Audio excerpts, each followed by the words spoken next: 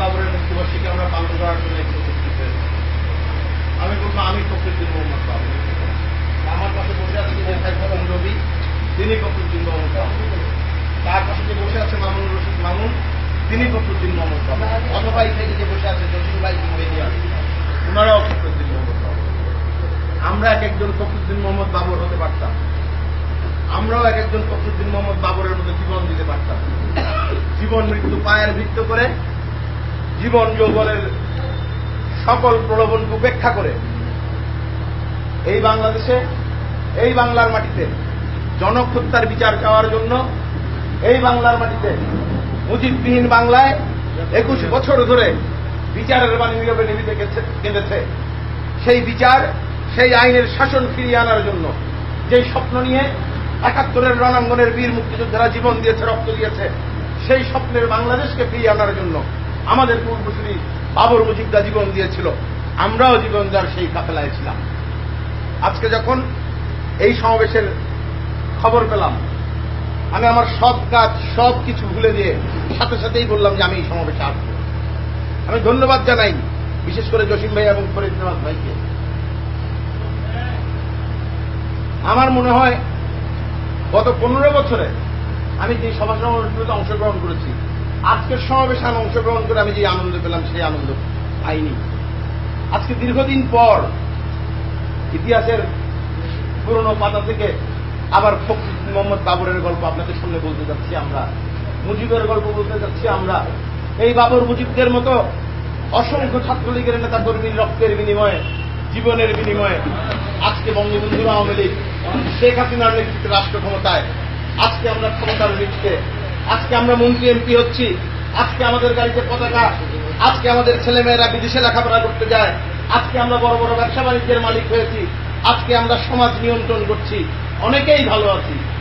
কিন্তু আমাদের নেতাদের বিবেকের কাছে যদি প্রশ্ন করেন, তারা কি খবর রাখেন কেমন আছে ফখরুদ্দিন বাবরের পরিবার, কিংবা কেমন আছে মুজিবের পরিবার, কেমন আছে বাংলাদেশের ৬৮,০০০ গ্রামে এইভাবে নামে বেনামে ছাত্রলীগের যে অসংখ্য নেতা মৃত্যুর মিছিলে নাম লিখিয়েছিল, হাসি মুখে যারা জীবন দিতে, জীবন যুদ্ধে ঝাঁপিয়ে পড়তে কার্পণ্য করেনি, মৃত্যু নিশ্চিত জেনেও যারা সেদিনের সেই রক্তাক্ত দিনগুলোতে আওয়ামী লীগের পতাকা উঠতে তুলে উঠতে ভয় পায়নি, সেই সাহসী মুখগুলোর জন্য, তাদের পরিবারগুলোর জন্য আমরা কি করলাম?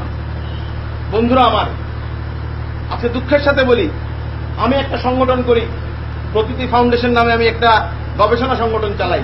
এই গবেষণা সংগঠনের কাজ সারা বাংলাদেশের ৭৫ পরবর্তী রাজনৈতিক সহিংসতায় নিহত ছাত্রলীগের নেতাকর্মীদের সকল বৃত্তান্ত সংগ্রহ করা, আর্কাইভ করে গড়ে তোলা এবং তাদের এই পরিবারগুলোর সাহায্যে কিছু করার উদ্যোগ নেওয়া। এই উদ্যোগ নিতে যে অত্যন্ত লজ্জার সাথে, দুঃখের সাথে আজকে বলি, আমি বাংলাদেশ আওয়ামী লীগের কেন্দ্রীয় নেতৃত্বের কাছে তথ্য গবেষণা সেলে যোগাযোগ করেছিলাম, আহ্বান জানিয়ে বলেছিলাম ৭৫-এর পর থেকে আজ পর্যন্ত যেই সমস্ত আওয়ামী লীগ যুবলীগ ছাত্রলীগের নেতাকর্মী জীবন দিয়েছে, প্রাণ দিয়েছে আওয়ামী লীগকে রাষ্ট্র ক্ষমতায় আনতে, যে তাদের কোন তালিকা আওয়ামী লীগ কেন্দ্রীয় দপ্তরে রক্ষিত আছে কিনা, অত্যন্ত লজ্জার সাথে বলতে বাধ্য হচ্ছি, সেই ধরনের কোন তালিকা আওয়ামী লীগের কেন্দ্রীয় নেতৃত্ব আমাকে দিতে পারে নাই, ব্যর্থ হয়েছে। আজকে ৯৬ থেকে ২০০১ এবং আজকে ২০১৭ পর্যন্ত ২ দফায় প্রায় ১৩ বছর আমরা ক্ষমতায়। এই ১৩ বছরেও আমরা ছাত্রলীগের মতো একটা সুসজ্জিত সংগঠন আছে, সুসংগঠিত সংগঠন আছে, সারা বাংলাদেশের প্রত্যেকটা ইউনিয়নে ছাত্রলীগের কমিটি আছে। এই ছাত্রলীগের এই সাংগঠনিক কাঠামোকে কাজে লাগিয়েই তো সারা বাংলাদেশের এই যে ছাত্রলীগের নেতাকর্মী, আওয়ামী লীগ যুবলীগের নেতাকর্মীরা জীবন দিয়েছে, রক্ত দিয়েছে, তাদের তালিকাটা তৈরি করা যেত। কিন্তু আমরা যারা নেতৃত্ব দিচ্ছি, আমরা যারা আজকে দলকে নেতৃত্ব দিচ্ছি, দলের নেতৃত্বে মন্ত্রী এমপি হচ্ছি, রাষ্ট্র ক্ষমতায় যাচ্ছি, আমাদের কারো মাথায় বোধহয় এই শহীদদের আত্মত্যাগের সেই বিরোধী ইতিহাস মনে নেই। যাদের রক্তের বিনিময়ে আমরা মন্ত্রী হলাম, এমপি হলাম, নেতা হলাম, তাদের পরিবার আজকে কিভাবে আছে? রাষ্ট্র ক্ষমতায় আমার দল, আমার মন্ত্রী এমপিরা তাদের আত্মীয় স্বজনের চাকরি বাকরি নিয়ে, তাদের আত্মীয় স্বজনের রুটি রুজির ব্যবস্থা নিয়ে, আত্মীয় পরিজন লালন পালনের রাজনীতি নিয়ে ব্যস্ত। জনগণের লালন পালন, সাধারণ নেতাকর্মীদের লালন পালন, যে নেতাকর্মী খেয়ে না খেয়ে পেটে দড়ি দিয়ে বুকের রক্ত দেওয়ার শপথ নিয়ে সেই দুঃসময়ের দিনগুলোতে রাজনীতি করেছিল, সেই কর্মীদের আজকে খবর নেওয়া হয় না। এখানে বক্তব্য দিতে যে সাইফুদ্দিন ভাই বলছিলেন উনি একটা অবস্থানে ছিলেন, আমরা একটা অবস্থানে ছিলাম, আমাদেরকে এইভাবে একটি অবস্থানে পাঠিয়ে দেওয়া হয়েছিল। আমরা ভাইয়ের স্লোগান দিয়ে, নেতার স্লোগান দিয়ে নিজেরা বিভক্ত হয়েছি, নিজেরা সংঘাতে লিপ্ত হয়েছি, ভাতৃঘাতী সংঘাতে লিপ্ত হয়েছি। এই ভাতৃঘাতী সংঘাতে আমাদের মধ্যে অনেকেই হারিয়ে গেছে। আজকে মমিনের কথা মনে পড়ছে, আশিক এলাহির কথা মনে পড়ছে।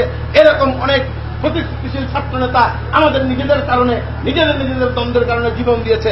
মামুনুর রশিদ মামুনের নামে এক ডাকে 10 মিনিটের আহ্বানে হাজার হাজার ছাত্র জনতা জড়ো হয়ে যেত। মামুনুর রশিদ মামুন কোন কথা বললে চট্টগ্রাম শহরে সেই কথা শুনবে না, এমন অবস্থান ছিল না। এইভাবে অনেক নেতা সম্পর্কেই বলা যায় শক্তিশালী অবস্থান নিয়ে আমরা রাজনীতি করতাম, শক্তিশালী অবস্থান নিয়ে কর্মী সম্পৃক্ত